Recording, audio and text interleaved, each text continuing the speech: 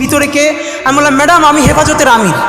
আমি তখন ডিপার্টমেন্টে টুপি পরতাম। আমি ভার্সিটির ফার্স্ট ইয়ারে যখন যাই, আমার দ্বিতীয় ক্লাসেই আমার এক ডিপার্টমেন্টের টিচার, উনি ফার্স্ট বেঞ্চ থেকে একদম পিছনের বেঞ্চে আমাকে পাঠিয়ে দিয়েছিলেন। তিনি বলেছিলেন যে এটা মাদ্রাসা না ইউনিভার্সিটি, অনেক বিরাট ক্যাচাল। আমার মাথায় টুপি আর 3-4 জন। তো ক্লাসে পড়া জানানোর জন্য আমাকে ম্যাম জিজ্ঞেস করলে এই হেফাজত দ্বারা, মানে আমাকে করে বলল। এবং তিনি আমাকে বলেছিলেন হেফাজতের আমির। বড় মিটিং করছি, বলছে ভিতরে কে? আমি বললাম ম্যাডাম আমি হেফাজতের আমির। এরপর ম্যাডাম যতদিন আমাকে জিজ্ঞেস করেছেন আমি আমাকে পরিচয় দিয়েছি আমি হেফাজত। আমি ভাবলাম যে যেটা দিয়ে আমার আইডেন্টিটি নষ্ট করে ফেলতে চায় মানুষ, সেটাকে যদি আমি দৃঢ়ভাবে ধরে রাখার মতো সাহস করি, আল্লাহ সহজ করেন।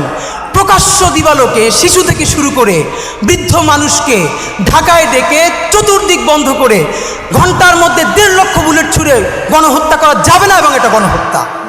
আজকে বাংলাদেশে 2024-এ সেই আবারও করে কারা রাজাকারের সন্তান, রাজাকারের নাতিদেরকে দিব, তখন আমরা তুমি কে আমি কে, রাজাকার রাজাকার এই কথা বলে, মানে আমাকে দিয়ে দেখে তুমি আমাকে আইডেন্টিটি ক্রাইসিস তৈরি করো, আমাকে ভিকটিম করো, আমার মানবিক মর্যাদা ভুলুণ্ঠিত করো।